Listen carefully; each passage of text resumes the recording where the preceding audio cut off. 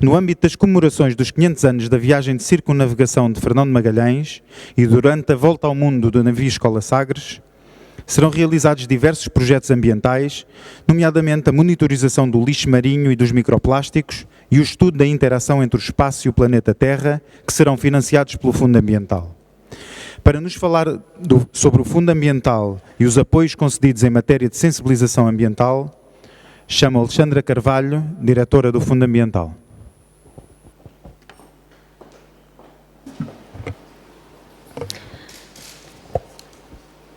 Em nome de Sua Excelência, o Ministro do Ambiente e da Ação Climática, hoje aqui representado por Sua Excelência, Secretária de Estado do Ambiente, cumprimento Sua Excelência, o Ministro da Defesa Nacional, o Sr. Secretário de Estado da Conservação da Natureza, das Florestas e do Ordenamento do Território, o Sr. Chefe de Estado Maior da Armada, o Sr. Diretor-Geral do Instituto Hidrográfico, o Sr. Diretor do Centro de Investigação Naval e o Sr. Administrador do Instituto de Engenharia de Sistemas e Computadores, Tecnologia e Ciência.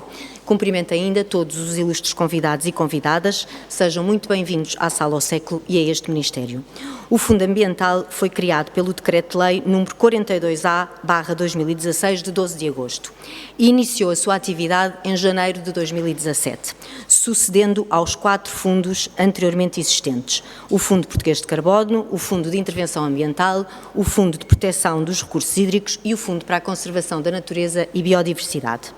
O Fundo Ambiental é um instrumento financeiro que apoia entidades, atividades e projetos que prosseguem os objetivos do desenvolvimento sustentável, contribuindo para o cumprimento das metas nacionais e internacionais em matéria de política ambiental e de ação climática, em 6 áreas de intervenção: a descarbonização, onde se incluem as áreas da mobilidade sustentável e da mitigação e da adaptação às alterações climáticas, a recuperação de danos ambientais, os recursos hídricos, a economia circular, a conservação da natureza e da biodiversidade e a área da sensibilização ambiental, onde se enquadram os projetos que hoje vamos aqui assinar.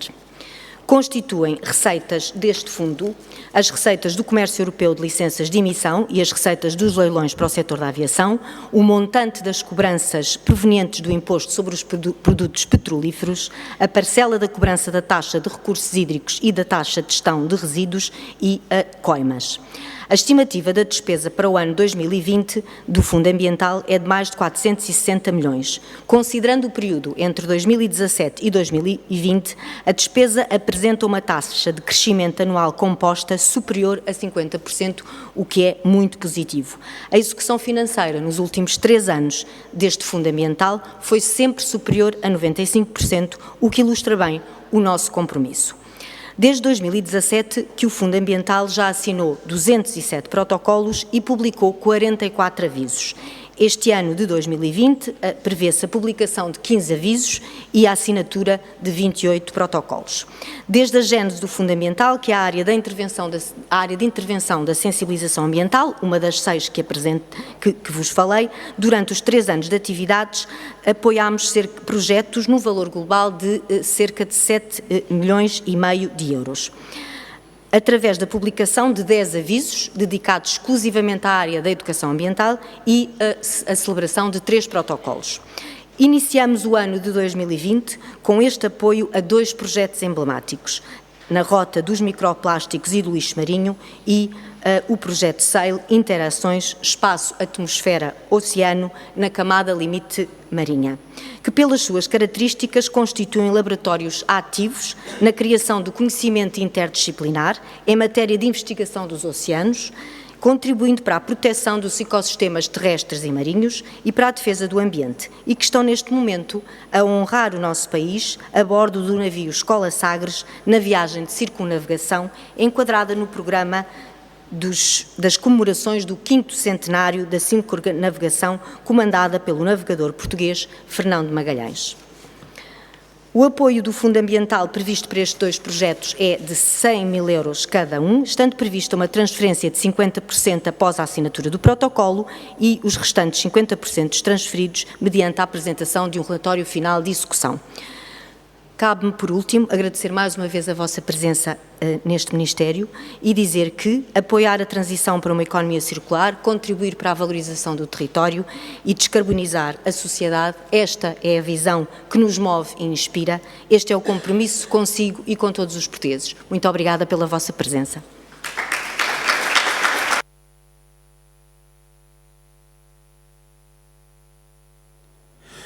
A presença de lixo marinho, em especial de plásticos e microplásticos, nos oceanos, representa um grande impacto ambiental, colocando em causa a qualidade do ambiente marinho, a sua flora e fauna e a integridade dos ecossistemas. No projeto Na Rota dos Microplásticos e do Lixo Marinho, desenvolvido a bordo do navio Escola Sagres, irá aprofundar o conhecimento científico sobre a distribuição e abundância do lixo marinho e dos microplásticos a nível global. Para nos apresentar o projeto Na Rota dos Microplásticos e do Lixo Marinho, chamo Carla Palma, chefe da Divisão de Química e Poluição do Meio Marinho, do Instituto Hidrográfico.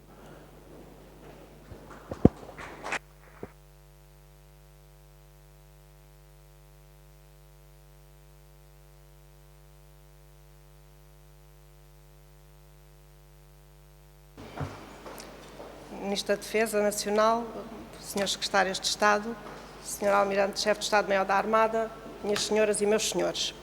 O Instituto Hidrográfico, que faz este ano 60 anos, esteve sempre envolvido com o estudo da proteção e preservação do ambiente marinho, tendo investido na monitorização e no estudo dos contaminantes. Na década de 70, quando começaram a ser notícia os derrames de hidrocarbonetos no meio marinho, o IH avançou para o estudo deste tipo de problemas, de forma a determinar a origem deste tipo de contaminação.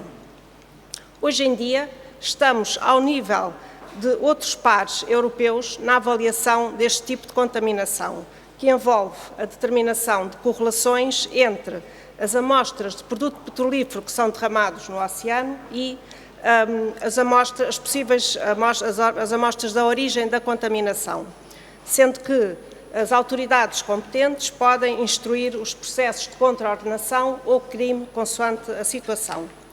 Na década de 80, e tendo em conta os documentos guia da OSPAR, iniciámos programas de monitorização em 4 grandes áreas: na Ria de Aveiro, no estuário do Rio Sado, no estuário do Rio Tejo e na Ria Formosa. Estes programas de monitorização contemplavam a colheita de amostras de água, sedimentos e biota, e nos laboratórios do IH efetuávamos um conjunto de análises num conjunto muito grande de parâmetros, quer orgânicos, quer inorgânicos, quer outros parâmetros clássicos. Estes programas de monitorização foram assegurados até 2010 e temos um conjunto de 30 anos de dados nestas 4 áreas. Mais recentemente, e com a constatação do lixo marinho, do problema do lixo marinho, nomeadamente a acumulação de grandes quantidades de lixo em algumas áreas oceânicas e ainda a degradação destas partículas para outras de menores dimensões, que são os microplásticos, o IH investiu em novas competências técnicas na área dos microplásticos. A concretização desta linha de investigação foi possível através da oportunidade que tivemos com uma candidatura vencedora ao projeto Aquimar, financiado pelo MAR 2020 e cujos principais objetivos são avaliar os melhores locais para instalações de aquacultura, tendo em conta as condições oceanográficas, físico-químicas, geológicas e biológicas.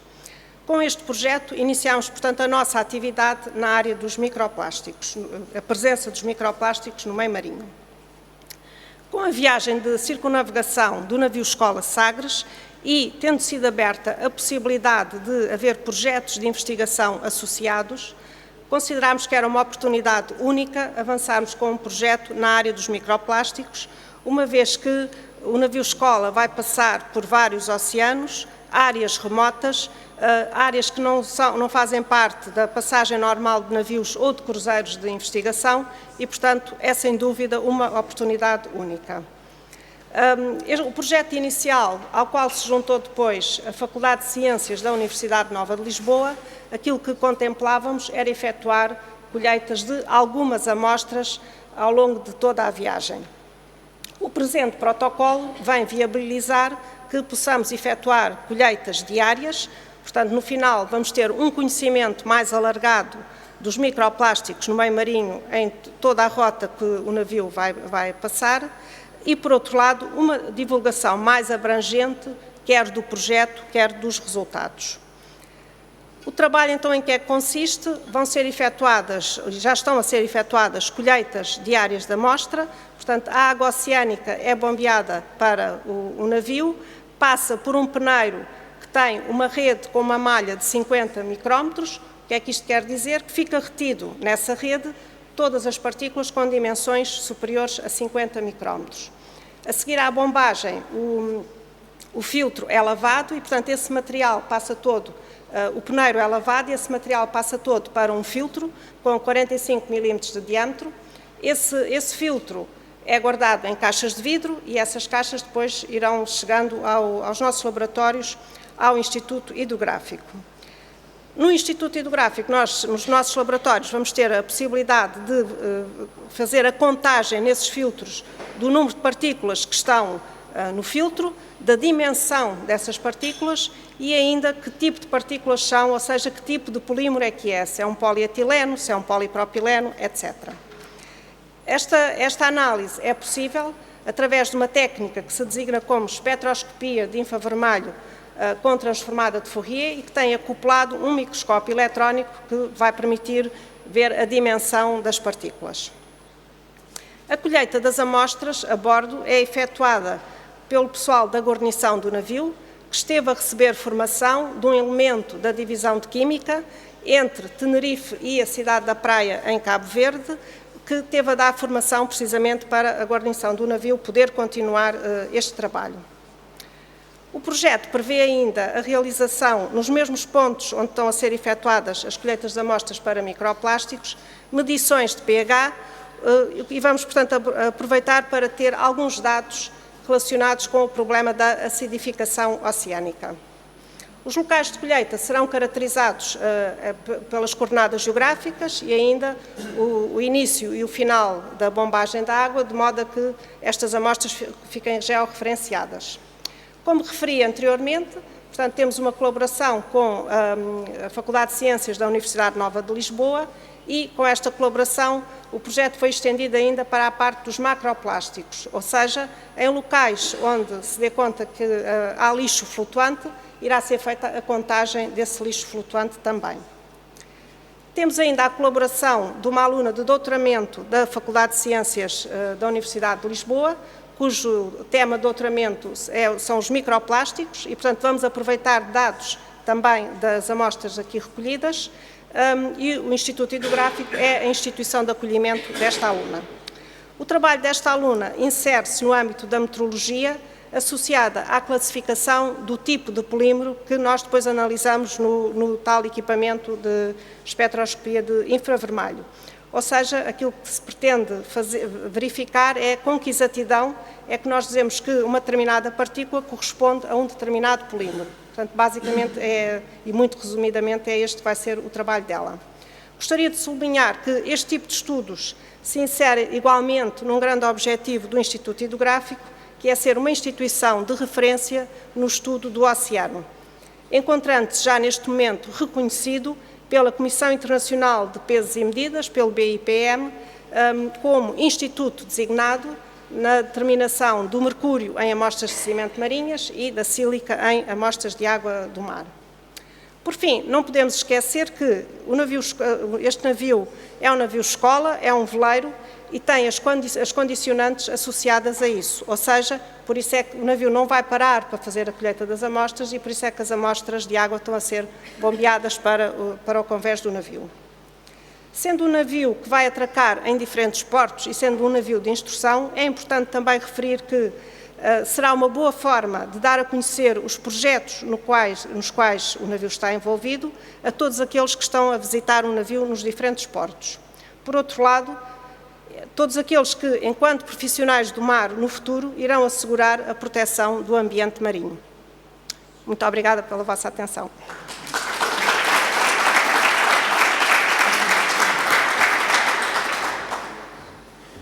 A camada limite marinha é vital para o clima terrestre devido às trocas importantes de calor e umidade que nela ocorrem. Neste âmbito, o projeto SAIL pretende estudar a interação entre o espaço e o planeta Terra, aumentando o conhecimento sobre o clima e os efeitos das alterações climáticas no circuito elétrico do planeta. Para nos apresentar em pormenor o projeto SAIL, chamo Susana Barbosa, investigadora do Instituto de Engenharia de Sistemas e Computadores, Tecnologia e Ciência.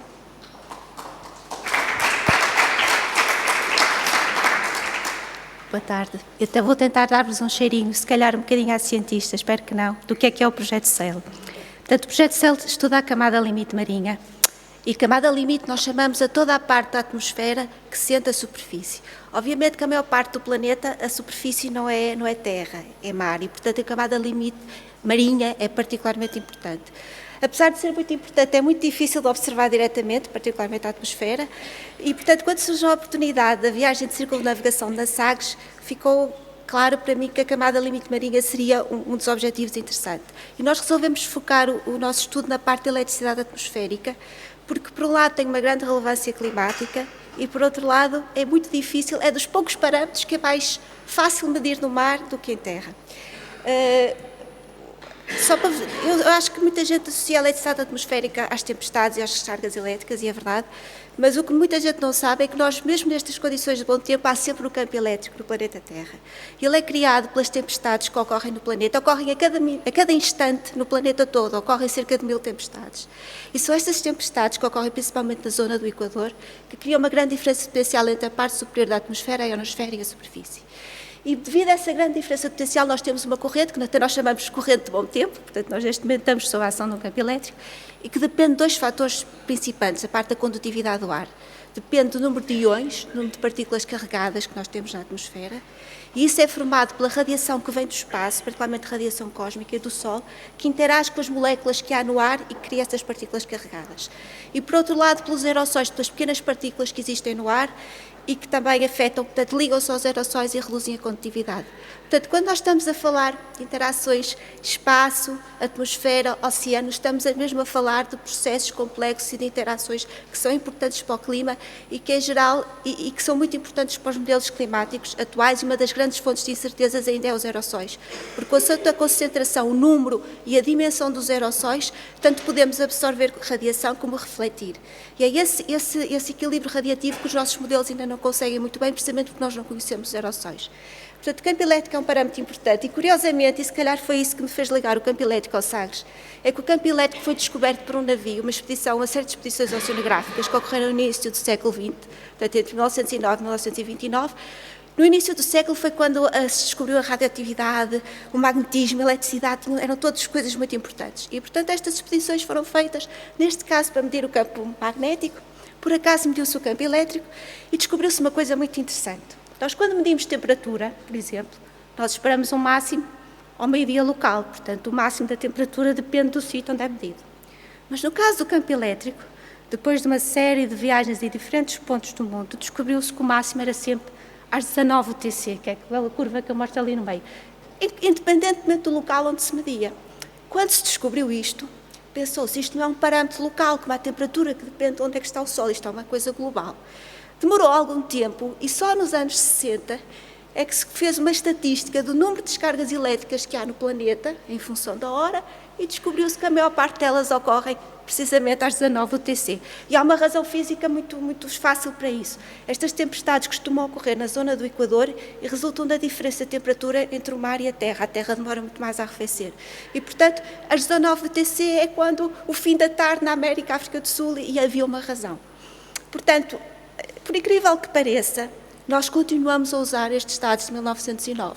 Chamamos-lhe a curva de Carnegie e em todos os estudos de eletricidade atmosférica é muito importante. E desde então nunca mais foi medida. Houve uma expedição soviética do Meteor, um navio que mediu no Atlântico Norte, e houve umas tentativas no Pacífico com os japoneses, mas um bocadinho do Pacífico. Desde então nunca mais se mediu globalmente. E por isso é que nós estamos muito entusiasmados por poder medir com o Sagres o campo elétrico global. E vocês podem perguntar, já tem a curva, porque é que isso é importante? Por duas grandes razões. Por um lado, porque nós esperamos que num planeta mais quente a convecção seja mais forte, haja mais tempestades e haja mais descargas elétricas, isso afeta todo o circuito elétrico do planeta. Por outro lado, porque também estamos numa situação em que temos muito mais aerossóis, muito mais poluição na atmosfera, que sabemos que também afeta a condutividade do planeta.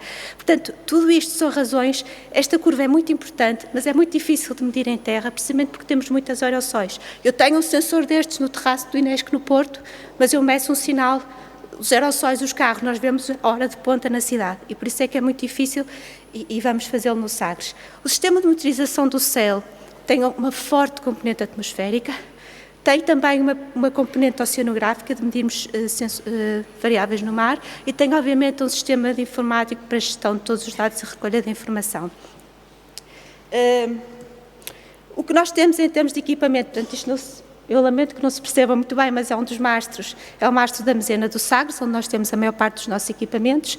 Portanto, temos um sistema GNSS de alta precisão. Por um lado, vamos ter uma ideia muito clara, não só da localização do navio, mas da atitude, para onde é que está inclinado.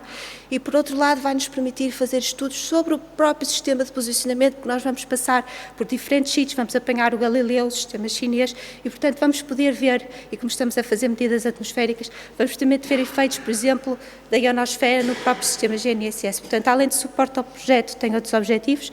Temos um sensor de radiação gama e um sensor de radiação cósmica, porque, como vos disse, é a radiação que influencia a formação de íons. Temos, obviamente, as estrelas do projeto, que são 2 sensores de campo elétrico. Temos 2 em alturas diferentes do mastro e estamos a relacionar os 2.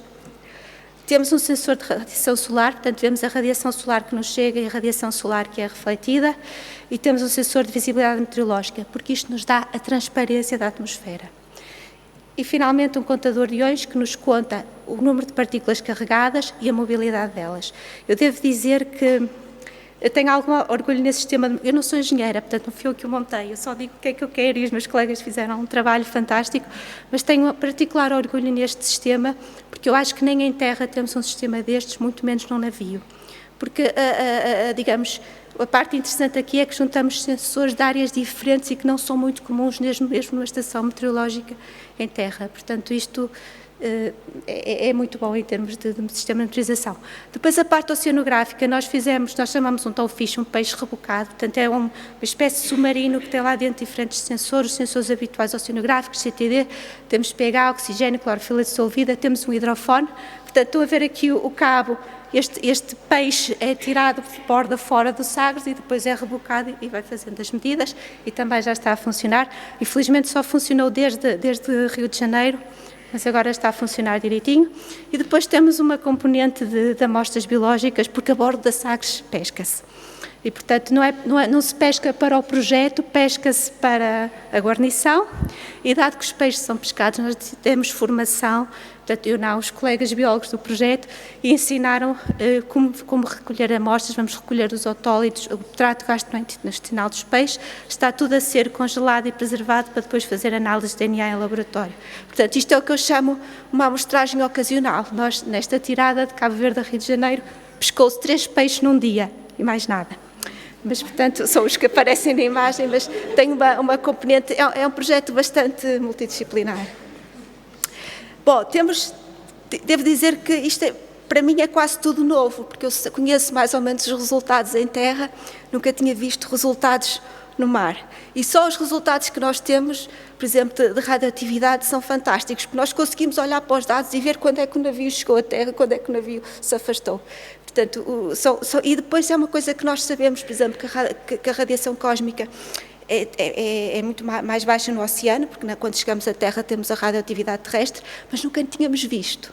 E às vezes também é importante medirmos e vermos, e só sem isso este projeto já nos deu isso. Temos um sensor de visibilidade, que eu para mim era de suporte ao campo elétrico, mas descobri que, por exemplo, a Marinha é bastante interessante. E eu tenho aqui a Marinha faz de hora a hora a observação, diz se a visibilidade é muito boa, aquele MB, se é moderada, se é boa. E então eu comparei, digamos, os resultados das observações da Marinha com a nossa curva. Portanto, elas são consistentes, quando a Marinha vê que a visibilidade se está a degradar, o nosso sensor também vê, mas isto eu acho que vai ser muito importante e a guarnição, a navegadora estava muito contente com isto, porque nos queriam saber pelo sensor como é que estava a visibilidade. Portanto, há aqui diferentes resultados. E, finalmente, o campo elétrico. Isto são resultados de um dia particularmente bom, sem tempestades. Eu também tenho resultados maus, com os relâmpagos, a Vênus e tudo mais. Mas, de qualquer forma, o que estes dados nos mostram é que estamos a medir o campo elétrico. Isto é uma curva que os meus colegas... Eu estava no navio e mandavam-me e-mails a perguntar a curva. E depois, quando eu mandei isto é resultado que não se consegue ver em terra e confirma, de facto, nós estamos a ver o sinal global do campo elétrico. Como eu disse, temos 2 sensores, o que está em cima mede melhor, o que está em baixo mede o mesmo sinal, mas com mais ruído. Portanto, neste momento, estamos ainda não fizemos 2 meses de missão e em termos científicos já temos muitos resultados reais, que é bastante interessante. Portanto, nós estamos a recolher um conjunto de dados atmosféricos de forma regular, a 1 segundo ou mais. Estamos a fazer as medições oceanográficas que são irregulares no sentido de quando nós rebocamos o peixe, não vai ser sempre, mas vai ser uma grande parte da viagem. Temos acesso e estamos a recolher os próprios dados da Marinha, a observação meteorológica que fazem, e temos as amostras dos peixes. E o nosso objetivo é que estes dados sejam todos integrados num repositório certificado e devidamente disponibilizados à comunidade científica e devidamente organizados. Eu penso que vai ser está a ser um conjunto de dados único para estudos de interação atmosfera, para a biologia, para estudos climáticos. No futuro, o que é que nós esperamos? Em primeiro lugar, talvez manter o sistema na Sagres, para valorizar, rentabilizar todo o esforço que já foi feito. Depois vai haver certamente outras oportunidades de motorização, sempre que a Sagres sair está a medir, o sistema está a funcionar praticamente de forma autónoma. Eu fui de Cabo Verde a Rio de Janeiro, mas temo que não possa justificar o tempo todo que passei na Sagres, porque não havia muito a fazer no sistema, havia a analisar os dados, mas felizmente o sistema está a funcionar muito bem. Portanto, seria muito fácil mantê-lo na Sagres, ele funcionaria durante as missões da Sagres e nós recolheríamos os dados depois. E, por outro lado, obviamente que nos interessaria principalmente obter destes parâmetros que são tão raros, a medição deles é tão rara, de campo elétrico, iões, e que são tão importantes para os modelos climáticos, poder obter medições repetidas em séries temporais e noutras coisas. Eventualmente, alargar a monitorização a outros navios da Marinha.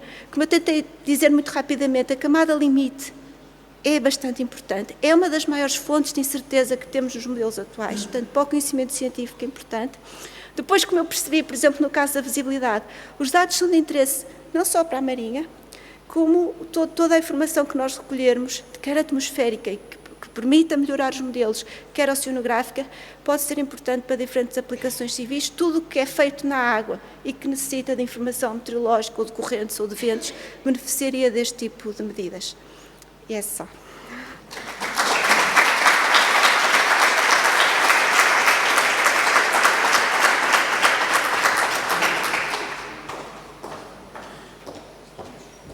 Passamos agora à assinatura dos protocolos do Fundo Ambiental e pedimos assim a presença da diretora do Fundo Ambiental, Alexandra Carvalho. E para testemunhar a assinatura dos protocolos, convidamos também a Sra. Secretária de Estado do Ambiente, Inês dos Santos Costa, em representação do Sr. Ministro do Ambiente e da Ação Climática, e o Sr. Ministro da Defesa Nacional, João Gomes Cravinho. Chamo agora, para proceder à assinatura do protocolo na rota dos microplásticos e do lixo marinho, Carlos Ventura Soares, Diretor-Geral do Instituto Hidrográfico.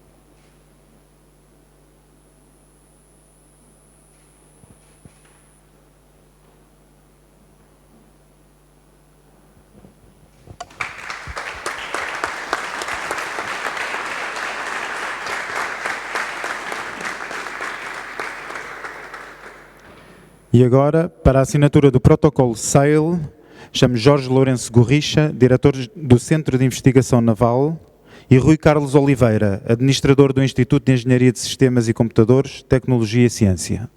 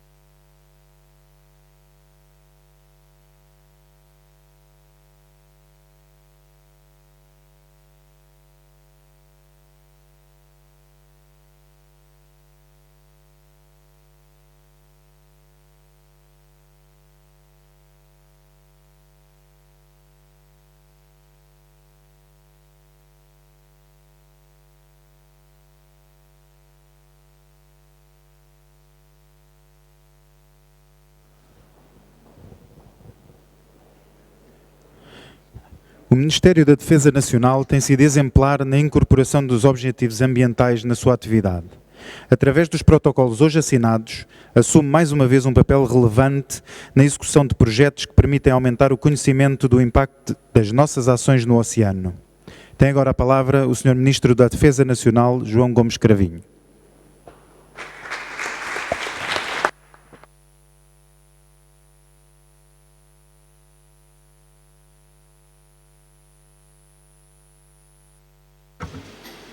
Sra. Secretária de Estado, Sr. Almirante-Chefe de Estado-Maior da Armada, Sra. Secretária-Geral, Diretora do Fundo Ambiental, Srs. Diretores-Gerais e Srs. Almirantes, minhas senhoras e meus senhores, em primeiro lugar, uma palavra de agradecimento e de manifestação de grande satisfação por esta parceria com o Ministério do Ambiente e da Ação Climática. Quero endereçar em particular uma palavra de agradecimento ao Ministro João Pedro Matos Fernandes, que por razões de força maior, infelizmente, não pode cá estar hoje conosco, mas que sempre manifestou grande interesse e entusiasmo por este projeto.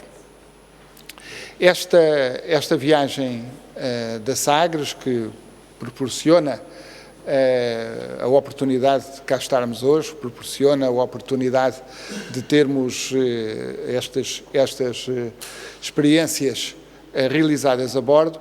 Faz, como sabem, uma viagem de circunnavegação em comemoração do 5º centenário da viagem de Fernando Magalhães e de Sebastião Elcano, mas o importante em todo o processo de planeamento desta viagem foi que a celebração fosse pensada também em relação ao Portugal do presente, em relação ao Portugal do futuro, fosse pensada também para ser uma chamada de atenção para o trabalho de descoberta dos oceanos que essa viagem fez de forma tão extraordinária, mas que permanece ainda todo um campo, permanece um enorme campo de trabalho científico e de descoberta, mesmo hoje no século XXI. E, portanto, desde logo a viagem foi pensada para projetar o Portugal do presente, o Portugal do futuro. E estas duas experiências que se realizam a bordo e que foram descritas pela doutora Carla Palma, pela doutora Susana Rodrigues, são manifestações precisamente da contemporaneidade e da validade para o presente da viagem, da vontade de projetarmos o legado de Fernão de Magalhães, extraordinário legado para o futuro. E creio que é uma das... Tive já a oportunidade, feliz oportunidade de estar na Sagres, no Rio de Janeiro, há 10 dias atrás, e um dos aspectos que mais fascina e entusiasma as pessoas, para além, enfim, da oportunidade magnífica de conhecer esse veleiro, de ir a bordo, de estar a bordo daquilo que é um ex-libris da Marinha Portuguesa, mas também é um ex-libris da navegação à vela. Para além disso, aquilo que muito entusiasma as pessoas é precisamente essa oportunidade de pensar sobre o futuro dos oceanos e conhecer melhor a realidade deste nosso planeta. Para mim mesmo, ouvindo a descrição destes projetos, a reflexão que ocorre é precisamente quão pouco sabemos sobre os nossos oceanos. E portanto, este trabalho sobre microplásticos de nossos oceanos, que infelizmente vamos sabendo que é uma realidade com a qual a humanidade se confronta no sentido mais negativo, é uma realidade crescente da nossa contemporaneidade e é uma realidade com a qual teremos de saber lidar. Mas conhecer em pormenor, através desta viagem, desta circunnavegação, enfim, conhecer, ter uma noção daquilo que é a realidade dos microplásticos nos nossos oceanos, é um contributo já muitíssimo significativo. O circuito elétrico global, para mim, leigo em matéria científica, é fascinante, e é fascinante pensar que por alturas em que se, enfim, celebra, não sei se celebra, mas um centenário de uma viagem, está-se a recolher nova informação, a descobrir nova informação científica sobre o circuito elétrico global. É fascinante, com também as implicações que pode ter em matéria de melhor conhecimento das alterações climáticas que vivemos e das formas dos mecanismos de transformação do nosso planeta. Isso simplesmente para sublinhar a relevância contemporânea da Sagres, e espero que os resultados destas experiências possam ter a devida projeção, com a explicação, enfim, com a utilização pelos cientistas dos dados produzidos e também com uma tradução para leigos, porque julgo que é da maior utilidade para a opinião pública em geral ter conhecimento daquilo que se vai fazendo a bordo da Sagres e do que pode significar para o nosso conhecimento sobre o planeta que habitamos.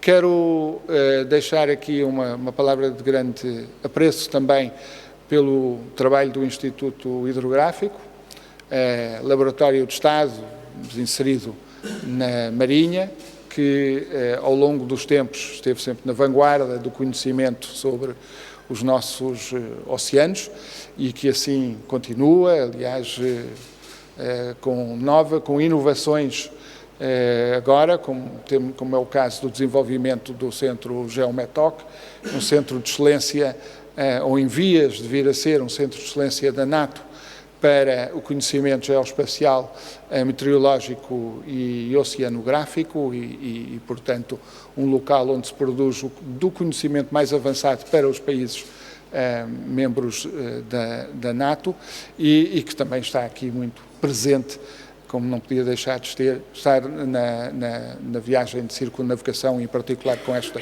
experiência. E para felicitar, para manifestar também a minha satisfação em relação à parceria com o Inesctec, uma instituição muitíssimo prestigiada do nosso mundo científico e é, portanto, uma grande satisfação em nome da Defesa Nacional ver esta parceria a funcionar.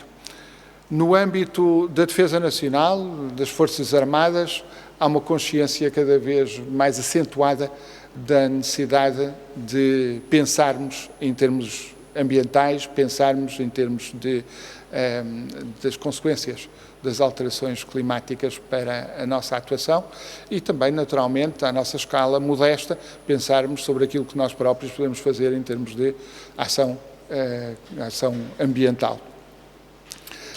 Há cerca de 25 anos que o Ministério do Ambiente e o Ministério da Defesa Nacional têm um prémio para a unidade das Forças Armadas que melhor trabalha nesse ano ou que tenha o melhor projeto em matéria de ação ambiental.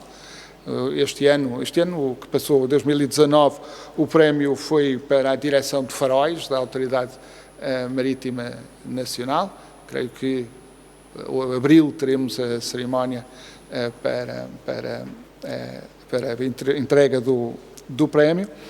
Este ano, 2020, ainda decorre o prazo para a apresentação de candidaturas, de maneira que venham elas.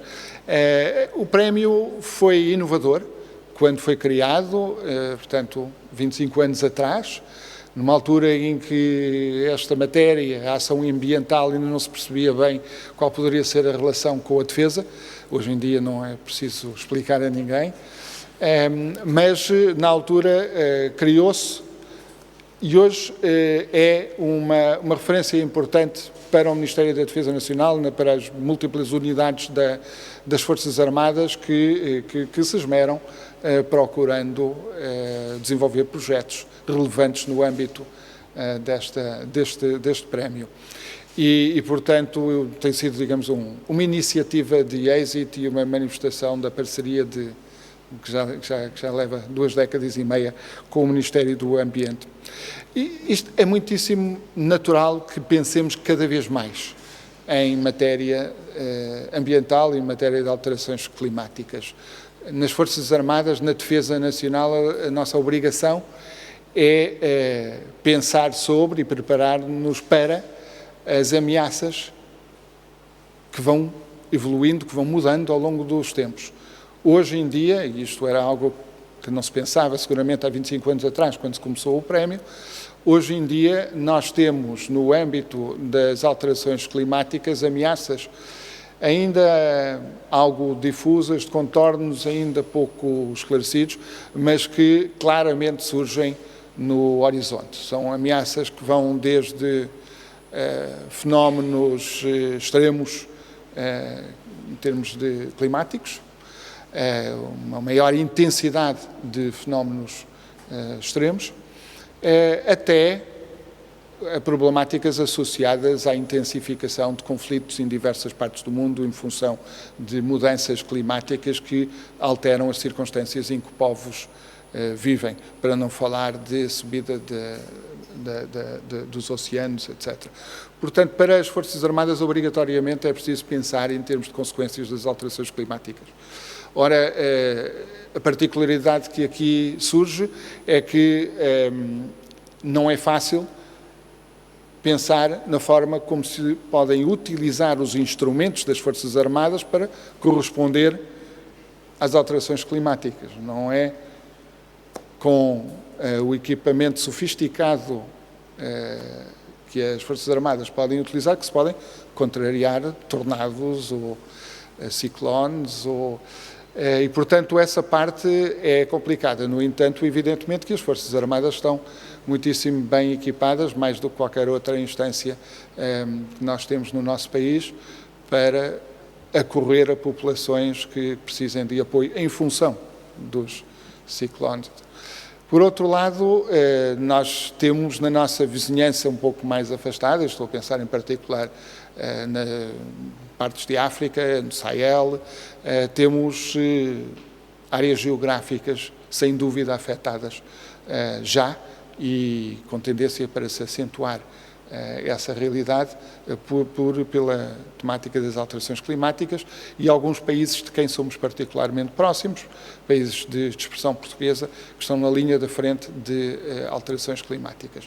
Portanto, tudo isto quer dizer que esta realidade das alterações climáticas é algo que está muito presente nas cogitações das Forças Armadas, muito presente na nossa reflexão sobre aquilo que queremos para a defesa nacional para as próximas décadas e isso sublinha que para nós a parceria com o Ministério do Ambiente é uma parceria verdadeiramente estratégica, é uma parceria que não é pensada apenas para fazermos umas flores, termos uns momentos bonitos, entregas de uns prémios, não, é uma parceria que tem um fundamento estratégico para nós muitíssimo importante e este momento marca, portanto, não apenas esta cerimónia de assinatura de acordos entre o Fundo Ambiental e o Instituto Hidrográfico e o INESCTEC e aquilo que se vai fazendo na Sagres marca também algo que é para nós muito significativo. E, portanto, muito obrigado ao Ministério do Ambiente e da Ação Climática por esta ocasião. Muito obrigado.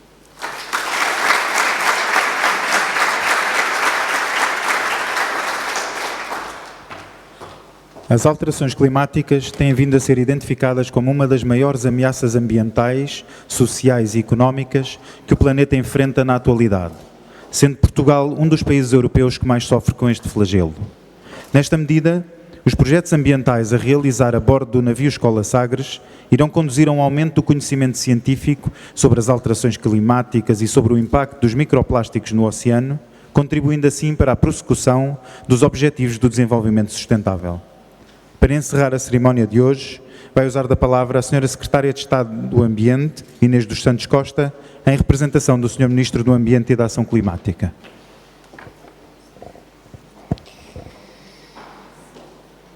Muito boa tarde a todos. É uma honra estar aqui presente em nome do Sr. Ministro do Ambiente, que por motivos de força maior não pôde estar aqui hoje connosco. Sr. Ministro da Defesa Nacional, Sr. Chefe de Estado-Maior da Armada, Sra. Diretora do Fundo Ambiental, Cara Alexandra, Sr. Diretor-Geral do Instituto Hidrográfico, Sr. Diretor do Centro de Investigação Naval, Sr. Administrador do Instituto de Engenharia de Sistemas e Computadores, Tecnologia e Ciência, caros convidados e caras convidadas. No passado dia 5 de janeiro de 2020, o navio Escola Sagres deu início a esta viagem de circunnavegação no âmbito do programa das comemorações do 5º centenário de circunnavegação, comandada pelo navegador português Fernão de Magalhães. Homenageando a jornada histórica desta viagem, reconhece a importância deste feito para o conhecimento e para a globalização. As descobertas na altura permitiram, de facto, encontrar não só novas rotas para o comércio, mas também novos mares e novas culturas. Esta é a viagem mais longa alguma vez feita pelo navio Escola Sagres. A viagem tem uma duração prevista de 371 dias e paragem em 22 portos de 19 países distintos e no total serão visitados 4 continentes. À semelhança do que aconteceu há 500 anos, A atual viagem do navio Sagres tem como missão e desafio a partilha e divulgação de conhecimento, da inovação, do empreendedorismo, do talento das empresas e das marcas portuguesas, para que em todo o mundo se conheça de facto o que Portugal tem de melhor.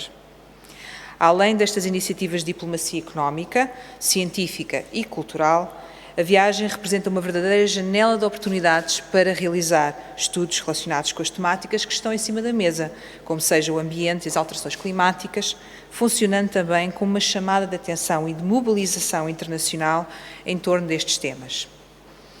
Ao longo da viagem, vamos associar a homenagem da inovação em si mesmo, levada a cabo por Fernão de Magalhães, à homenagem da ciência e da investigação nacionais, apoiando, através do Fundo Ambiental, a realização de projetos com caráter ambiental que não têm, de facto, fronteiras. Estes projetos inovadores irão contribuir para avaliar as consequências associadas às alterações climáticas, à perda de biodiversidade, à poluição que ameaça os ecossistemas marinhos, com ênfase na problemática dos plásticos e que constitui, de facto, uma das maiores preocupações que enfrentamos à escala global. O projeto SAIL, como ouvimos aqui tão entusiasticamente pela Susana aqui hoje, vai contribuir para o estudo à escala global das interações terra-atmosfera e permitir aprofundar o conhecimento da camada limite marinha através de uma campanha de monitorização interdisciplinar a bordo do navio. E o projeto Rota dos Microplásticos, que irá lançar mais luz sobre as fontes, distribuição, percursos e destino do lixo marinho e dos microplásticos em pleno oceano. Mas, senhoras e senhores, eu não podia deixar de puxar a brasa à minha sardinha, por assim dizer, no que este projeto diz respeito, já que estas iniciativas, outras se juntam, mas em terra. Destaco duas em que a Agência Portuguesa do Ambiente tem, de facto, colaborado. O projeto Cap on Litter, Capitalizing Good Coastal Practices and Improving Policies to Prevent Marine Litter, uma iniciativa pioneira coordenada pela Faculdade de Ciências e Tecnologia da Universidade Nova e que nos próximos 3 anos irá comprometer vários atores-chave com o zero desperdício plástico, desde concessionários de bares de praias, produtores de eventos costeiros, as associações de pescadores, a utentes das zonas balneares. E o projeto da DGRM, o Oceanwise, que tem como objetivo contribuir para a redução do impacto do lixo marinho, especificamente do lixo marinho composto por poliestireno expendido, as esferovites, que todos conhecem, em que se pretende desenvolver um conjunto de medidas de longo prazo, tendo em conta todo o ciclo de vida destes produtos, com vista à sua boa gestão e à gestão transnacional do lixo marinho no espaço do Atlântico Nordeste. Focado nos princípios da economia circular, obviamente, e recorrendo a metodologias participativas. Senhoras e senhores, apesar das políticas públicas e medidas tomadas para minimizar a utilização do plástico, a verdade é que este material continua a ter um uso descartável no dia-a-dia e as nossas ações atuais e, sobretudo, as passadas, continuam a refletir-se em impactos negativos no nosso oceano. Na próxima hora, os Estados Unidos irão usar e deitar fora 3 milhões de garrafas de plástico. No próximo minuto, na Europa, serão usados e deitados fora 190 mil sacos de plástico. 80% da poluição marinha tem origem em terra e, à escala global, 8 milhões de toneladas de plástico acabam todos os anos no oceano, ameaçando a vida marinha. Hoje, sabemos que 1/3 dos microplásticos presentes nos oceanos tem como principal origem a lavagem das nossas roupas em casa e o desgaste dos pneus durante a condução, por exemplo. 100 mil milhões de euros. É este o montante que perdemos todos os anos de cada vez que deitamos fora embalagens de plástico após um único ciclo de uso, a nível global. E apenas 14% do plástico é recolhido e apenas 10% é efetivamente reciclado. A reciclagem é uma resposta, mas não pode ser a única. No mundo em que os produtos e os materiais são cada vez mais complexos e, por isso, mais difíceis de separar e reciclar, em que o poder do consumidor é limitado pela oferta disponível e pelo preço, e em que é mais barato produzir com matéria-prima virgem do que com matéria-prima secundária, a reciclagem não bastará. Terá aqui o Governo um papel? Obviamente que sim. E estamos a tentar fazer esse caminho, tal como outros países já fizeram. Projetos como estes, que aqui se apresentam, são mais um contributo para a monitorização efetiva da distribuição dos microplásticos, por exemplo, da identificação de zonas mais suscetíveis à acumulação destes resíduos e que, segundo a ONU, representam 51 mil milhões de partículas nos mares e como devemos atuar para minimizar os respectivos efeitos. Os desafios que hoje enfrentamos exigem mais conhecimento para saber agir e proteger. Isso é um facto. Não há soluções-chave na mão. Temos é de as pôr em várias mãos, em conjunto, para trabalhar essas soluções. As minhas, as vossas e as nossas. Muito obrigada a todos.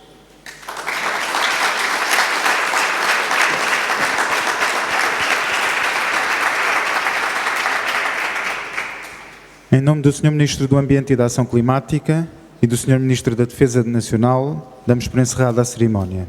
Desejamos a todos uma boa tarde e obrigado pela vossa presença.